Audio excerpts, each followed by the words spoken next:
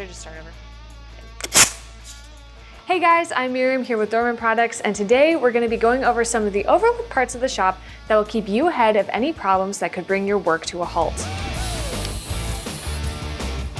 Sometimes the cars rolling in and out of our bays get a little more attention than the tools and systems that keep everything running.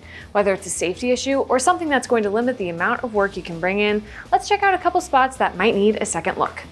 We're going to start off here in the back of the house and take a look at a couple things, starting with chisels and punches. These things take a lot of abuse, mainly because they get beat with a hammer. And while most techs know to keep up with the flattening and sharpening, one of the most often overlooked areas is the hammered end. If you've read our shop press articles, you may have seen our PSA on this. After extended use, you might notice some mushrooming where the metal starts to bend around the end. While it doesn't look great, it can also be pretty dangerous too. Hammering on this can cause sharp pieces to fly back at you, and even if you're wearing protective gear, you never want metal flying in your face.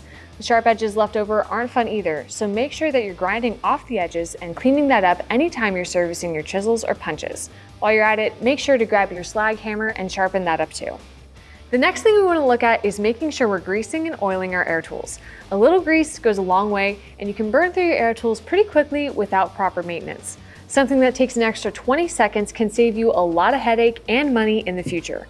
Also check your hardware for tightness so you don't have any pieces rattling loose. Next up, we're going to check maintenance on drawer slides. A stuck drawer is one of the last things you want to deal with when getting work done. The first thing I want to do is make sure that these are clean and wipe them off before lubricating them. You can also check that you're not overloading your drawers. It could be why your drawer isn't moving well. If you need better access, you can usually remove drawers from the slides by pulling on the spring tabs on the sides. This is also the perfect place to talk about cleaning and organizing your space. As you can see, Nick does a great job at this, keeping his drawers neat and organized so he always knows where he can find what he needs. Keeping your space organized will speed up your work, reduce costs, and if you think about ergonomics in your work areas, it'll also protect your body and joints. This is also a reminder to take inventory and order those replacements before they're needed. Compressor maintenance is another one that often flies under the radar, but if it goes out, it can really cut down on a shop's output. If you don't know the last time the tank was drained, it's probably time to do that. Even if it sounds like everything is running properly, excess moisture in the system can run through your air tools and damage them. If running inline oiling or filter, it's also a good time to check and service it. Make sure to add oil to your compressor if it's needed and inspect all rubber components like belts and hoses. A compressor can be the heart of some shops, so make sure it doesn't stop beating. And if the compressor is the heart of the shop, then the lift is going to be the backbone. It's easy enough to spot check your hydraulic fluid, but you also want to inspect the rest of the lift, checking that the anchors are tightened, your cables aren't frayed, and all your moving parts are operating as they should. You can also check your cable tension and adjust them as needed. Your lift should have a sticker somewhere that has a list of the required monthly maintenance, so if you haven't checked that in a while, it's probably time. For your own safety and for the safety of the people and vehicles you work with, don't let your lifts go unchecked. Now we're going to check out a couple things I would categorize as front of the house. First things first, you're going to want to update your software, whether it's a special tool, your scan software, or just the computer at the front desk. It's really easy to let these things slip behind, so make sure you're getting the most out of your systems.